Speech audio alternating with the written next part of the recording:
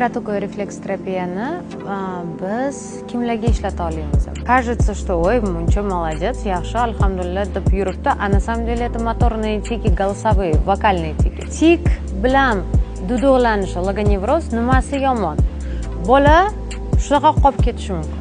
Buni hammasini tez to'xtatish kerak. Yoki Down sindromi bilan biz bolalarni ko'rinishini, xromosomalarini o'zgartirib bera olmaymiz.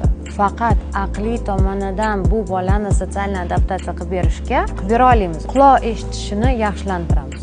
Mana shunaqa qilib bolani birinchi kurs, ikkinchi kurs, uchinchi kurs davolab bolani quloq eshitishini yaxshilantiramiz. Bolada har doim обострение bo'lishi mumkin. Bola qo'zg'alishi mumkin. Nimaga? O'sha payt organizm miyasi bizga ko'rsatadi, yana qatini biz davolashimiz kerak. Uyqusi yaxshi bo'lmasa, uyqusi yana ham buziladi.